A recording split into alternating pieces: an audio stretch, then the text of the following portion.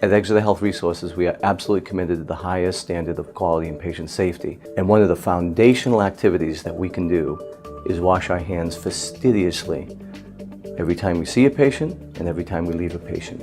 We don't realize in the course of a day how many of things we lay our hands on. We may lay hands on our patient to do a physical exam, but we use a lot of tools in caring for patients, be it a stethoscope, an otoscope, etc.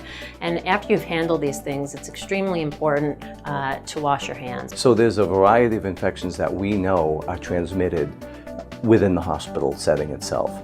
Things like MRSA, things like C. difficile colitis, things that truly affect the well-being of our patients that are preventable, and preventable mainly through hand washing and other good hygiene techniques that we take care of in the hospital. We think about preventing the spread of an infection amongst our patients. It's equally important to think about this as a way of preventing spread of infection amongst our healthcare workers. And the campaign today is about how do we as a group hold ourselves accountable for washing our hands, because if there's one thing we can do, it's to wash our hands effectively for our patients and for ourselves. With the amount of care that we deliver in a typical day, it is going to be an extensive amount of times that a healthcare worker probably washes their hands.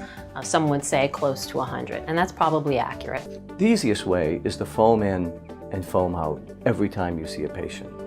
They're located almost everywhere, and if you don't see one, we'd like to know about it so we can have accessibility to this all the time. It's extremely important that you have a technique, because otherwise it's so easy to miss a portion of your hand that's extremely important and probably carrying germs. You always want to be thorough.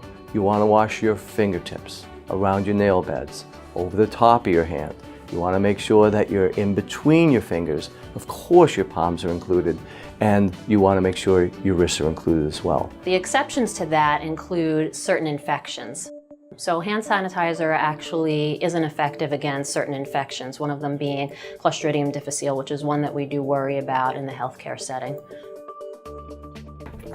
If your hands are visibly soiled, you really should wash your hands with soap and water. You want to make sure that you're getting hands wet, soap covered over your hands, that you're not forgetting the thumbs or in between the fingers, and you can sing a song to yourself. Sing happy birthday, say the ABCs. To remind yourself of how long it should take, but roughly it's about 15 to 20 seconds. You want to make sure that you're always rinsing hands down.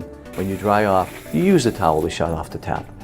So when you enter into a patient room, it's important, if you haven't just done it coming into the room, that you do wash your hands. Always remember to use alcohol wipes for your stethoscope when you listen to the chest or heart of a patient.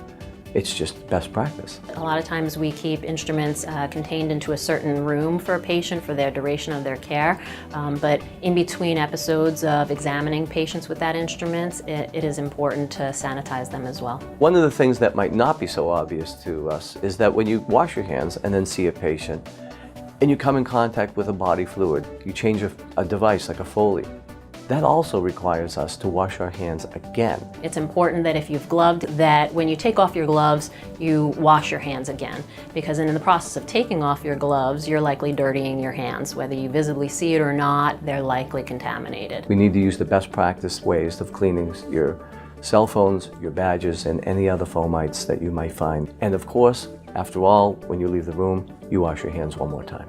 It's equally important in the outpatient setting. One, for the patient to understand that we view it as being important. So if it doesn't visibly happen in front of the patient, we really want the patient to feel empowered to ask us if we've washed our hands. We want the patient to know that it's happened, and it is the single most important way we can help prevent infection spread. We deliver care in a team-based manner, so absolutely everybody is accountable for this. From environmental services to food services, our technicians, our nurses, and our physicians. So everybody has to feel empowered to be able to say to our colleagues, if they see that we're not washing our hands, that that's what we expect from each other. And I think that that is an essential component of this campaign. We're all partners in care here. The patient is part of the team. If they don't feel empowered to be able to ask us about something that's very important, we're not doing our job.